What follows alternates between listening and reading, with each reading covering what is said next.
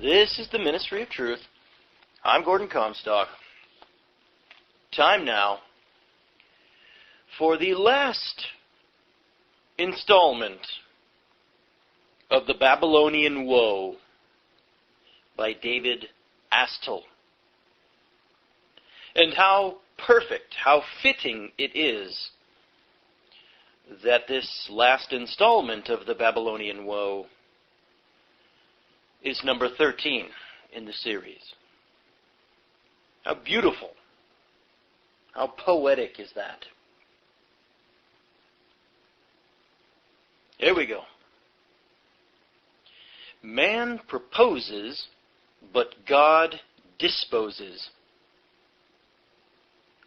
So, speaking of one world and of world rule, a vision stirs of a distant past, and of efforts towards world rule in a smaller world of another day, a past of which so little remains other than shattered columns, cracked vases, a few precious metal coins, and baked clay facsimiles thereof, and the writings of relatively a handful of the best of a former day, amongst which, strangely enough, still exist the works of the propagandists for money power, such as Xenophon and, as some say, Thucydides.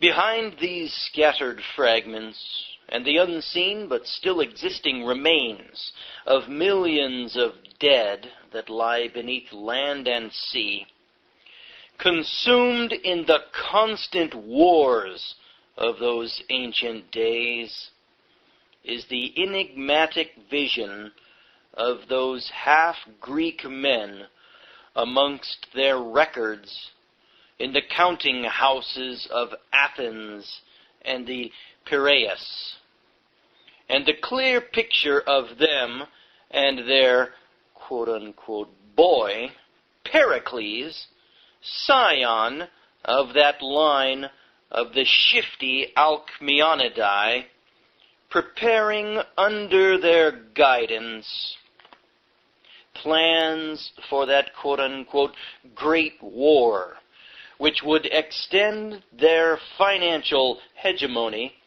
across the whole Grecian world. If events proceeded along those lines, in which they would see to it that they were guided, then who knows? Perhaps, as a consequence, their financial hegemony might, in time, be brought to spread across the whole world. One world might, as a result of the scheming of their fevered brains, be brought to reality. This empire was now completely controlled by them. After Clearchus and the Edict of 432 BC, in which the Athenian allies were forbidden to use any standard other than that of Attica, followed by the Edict of 415 BC, in which the minting of silver was altogether forbidden them, the Athenian empire must have fallen totally under the control of the banks. No wonder Athens is described so glowingly in our history. Under total control of the banks they were. That would make sense. The edict ordering the subject allies to contribute money instead of ships meant that they were to be drained of silver. When the silver was gone, they would be obliged to come hat in hand to the Piraeus for that which the quote-unquote great bankers were now lending as money against real collateral. Entries in the credit page of their ledger, or clay facsimiles of silver and gold money, which once had been. This war would give the bankers complete control of Greece, and all that such could bring about through their financial guidance. None would flourish from Colchis to Illyria except they so willed it. The instrument, which was Athens and its allies, would finally and forever destroy that Spartan hegemony in the Peloponnese that had so long denied them entry and had refused to accept their terms and permit the circulation of that which they, through trade and money. All that proud Dorian aristocracy of the Peloponnese would be exterminated, as these bankers had arranged long since for the aristocracy of so many other states and cities of the world. Their own future as a people destined to be lord over all would be secure, except those wretched political hacks of Athens could be called their peers. Gone forever would be the iron and leather money of the Lacedaemonians, over whose issues they had no control. No foreign peddlers being permitted, no quote-unquote businessmen, nor trade in imported luxuries. So, with this vision before them, the war would commence, and from that blood and fire that they, the bankers, would see to it, would sweep the land, could come nothing but good for them as they planned in the shadows, in the inner chambers of the counting houses of the Piraeus. These men knew that whatever happened, and the result was certain, so they estimated,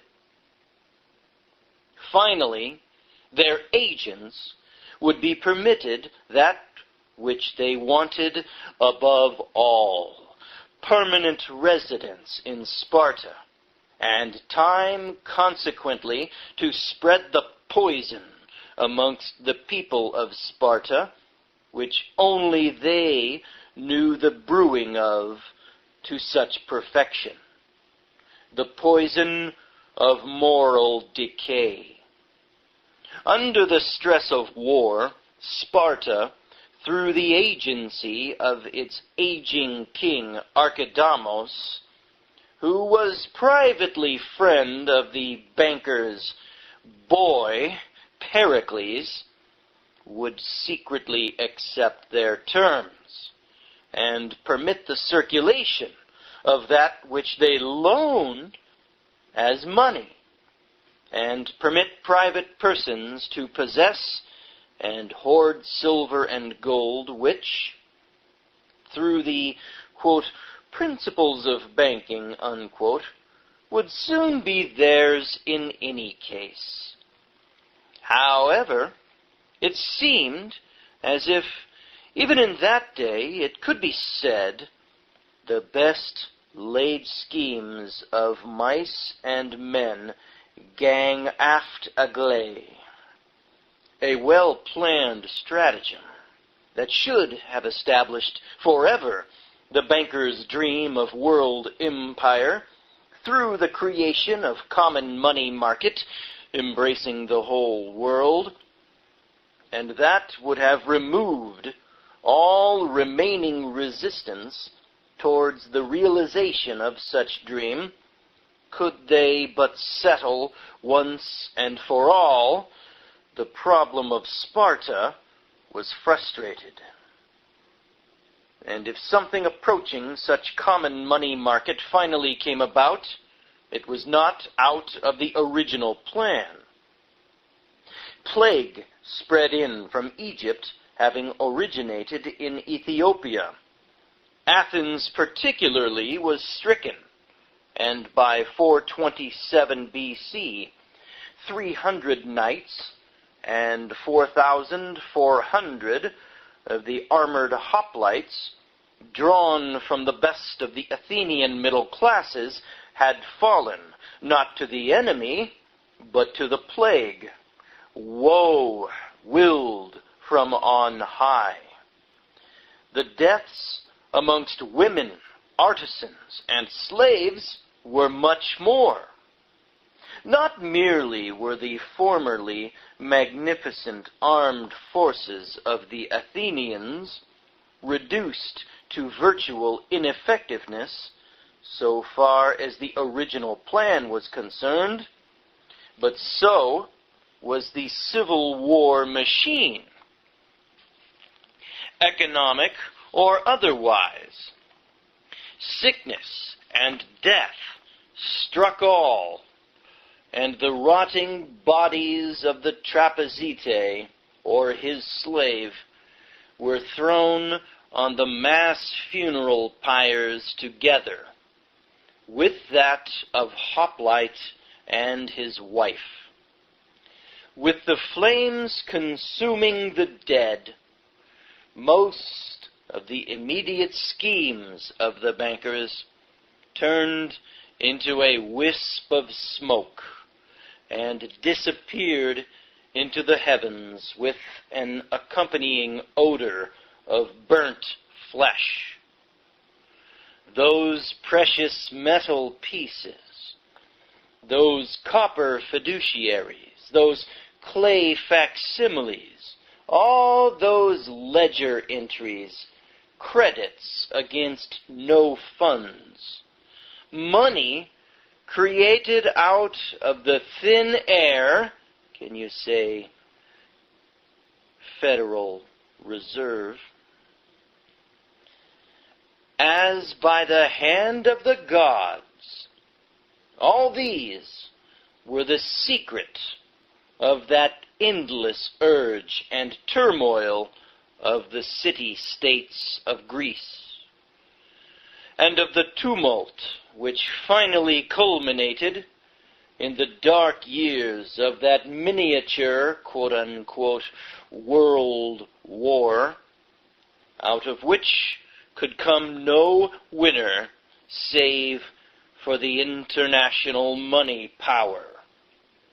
The, quote, Great Peloponnesian War, unquote, as it came to be called, saw a whole system of life crumbling to pieces, just as did these last two so-called, quote-unquote, great world wars of our time. And still, in the final ending, not being replaced by that system most longed for by those who have guided us so far along this road of hopelessness. In these brief moments of time since the fall of so much of ancient ways, faintly discernible as beginning about the period of the collapse of the Middle Kingdom in Egypt, under the impact of the horses and chariots of the Hyksos, and that period of turmoil and destruction amongst which was the fall of that Ur of Ibisine, the last great ruler of Sumer, before it was eclipsed in its day of glory by all those Semitic peoples spreading southward, so that even its language almost disappeared. God seems to have more and more withdrawn his face from mankind, now moving without guide along the uncertain ways of time. One thing stands out clearly from the fitting transfer of ledger credit page entry money, evinced by tattered fragments relating to man and his money in very ancient days, and that is one world. Through the whole web of confusion, this faint design grows clearly more distinguishable. Concept of those who, by nature of their secret trade, money, standing apart from life, think they know and understand all the paths of men and life. And because of the international character of that which they now control, delude themselves into believing that they, as designers of it all, rising into the firmament as gods, shall be heirs to it all. These secret classes, who live shut in by the four walls of their exclusivity, had originally believed that one more step would place them forever on the now empty thrones of the god-kings, who formerly reigned in lordship over all, towards which place of all power they had so long guided themselves through the devious paths of knowledge of precious metal money creation and emission, and all the deceits against mankind to which it had loaned itself. With the establishment of the so-called United Nations banking complex via the International Bank for Reconstruction and Development, otherwise designated the World Bank, knowing no master on this earth other than God or the devil, as the case might be, and with advent of the settlement of international trade balances, paper gold as the final deceit, these secret classes behind it all well might believe that the total of human activity, whether as towards war or peace, depended on their instigation alone, with such triumphs resulting from the long years of planning and waiting, well might they have been justified in concluding that the end of a long and weary way towards world rule had been reached. Perhaps the only question remaining being, who should be the ruler? But for them already is the bitter assurance that this promised land, even if faintly glimpsed, will never be, and that they stand on the same threshold as the rest of the Indo-European peoples, if not mankind. Beyond this threshold, wherein the fatuity of their vain imaginings was to have been a money changer's world kingdom, and for them and theirs life everlasting, are in reality the desolate ways of the gulf of time and infinity. This is how wonderfully written this is. Wow, this is profound. No less for them as for all. This guy could write too. Man, this guy knew his history, very erudite, David Astle, and he could write. passionate writing here. Accurate, too. Those absolute weapons dreamed into existence as instruments towards the final realization of such world kingdom, mainly through the genius of the Indo-European peoples, have also been placed by the unruly agents of these secret classes in the hands of other races of the world, races who now thrust Godwards and whose hearts may be an ocean of envy, if not hate itself, for the same Indo-European who now totters towards the grave to which he was being led, sick unto death. And even should this one world come to be, what of international money power itself and its fatuous dream of a money changer's world dominion? And what will happen to it when the Indo-European, who was its unwitting host and protector for so long, is gone? For, except for some unforeseen change in the course of events, gone he surely will be, and one or the other will have taken his place as world leader. Wow, this is truly prescient if David Astle predicted this way back in 1975. Here goes.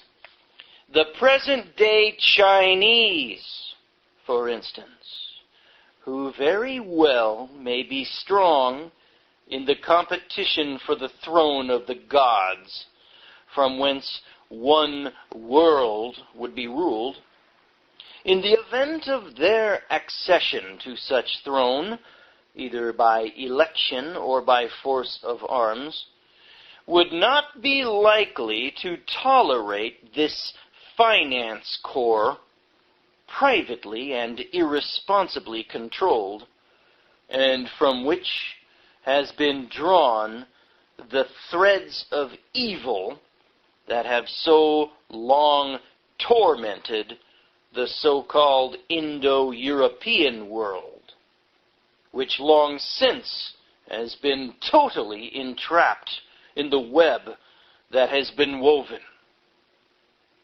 No more did the Chinese of ancient imperial days extend toleration to such activities throughout their long history. But it may not be doubted, little, if anything, will be left anyway. Even should this world we know be spared total obliteration after the pestilence of decay, once again will be just shattered columns, crumbling concrete, paper that turns to dust with the touch, and ruin over all. Life's urgent clamor will be followed by the silence of its extinction. The brief and fading evidence of all this turmoil will be but faint shadows on the accumulating dust. The end. I am truly moved by the ending of this. Here truly was an erudite scholar who feared God and could write. I mean, it's very seldom you find somebody who can write passionately and also have a grip, a tenacious grip on the facts. Typically, either one or the other predominates in a writer of any level of immaturity at all. And this David Astle person, my gosh, he truly embraced both.